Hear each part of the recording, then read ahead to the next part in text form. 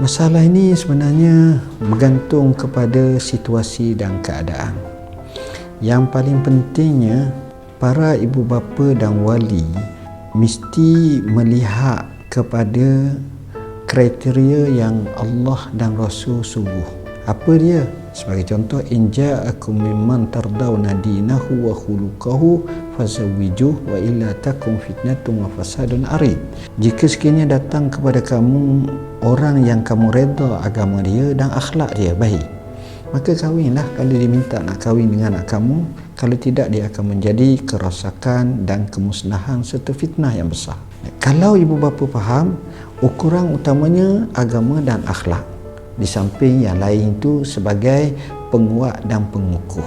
Kalau cukup macam tu dengan istita'ah, artinya dia boleh tanggung anak isteri dia mengikut kadar zaman dan keadaan semasa, maka dipersilakan. Tapi jika sekiranya ibu bapa hanya pilih nak bergiam, akhirnya dia boleh menggerhanakan hubungan.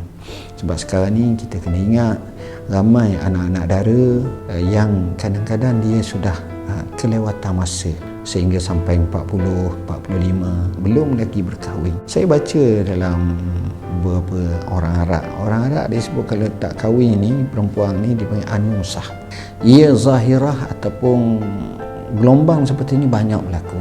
Jadi persoalannya mereka kadang-kadang merasa terkesan dengan sikap ibu bapa mereka. Bayangkan dia sampai umur 40 tak kahwin, kawan dia sudah ada 5 anak dah dan bahagia dengan anak. Itu beza yang amat sangat.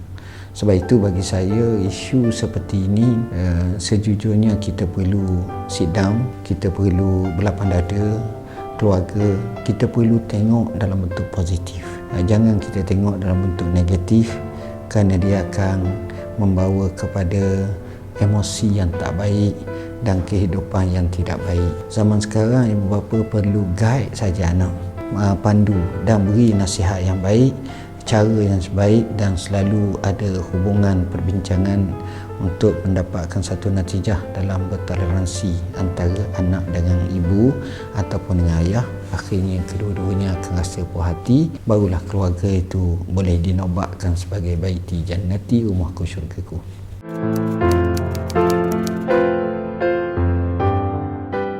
Yang ini kita tak boleh nak kata 100%. Sebab istilah ni kadang-kadang kebanyakannya membabitkan Melayu. Kadang-kadang Arab tak babit sangat. Dan ini biasanya berlaku pada kahwinan pertama. Tapi kalau kahwin ketiga, keempat, macam-macam, senyap je kadang-kadang tu. Jadi kita tak boleh nak kata dalam isu seperti ini masalah berkat, restu, tak restu apa semua sekali ni. Saya cuba nak elakkan perkara tersebut. Kerana kalau kita buat sampai kita kurung dengan dawabit dan juga dengan prasyarat yang macam itu, dia mungkin akan berlaku macam-macam perkara yang tidak baik lah. Justru sebaik-baiknya isu perkahwinan baru bincang, sidang bersama. Wallahualam.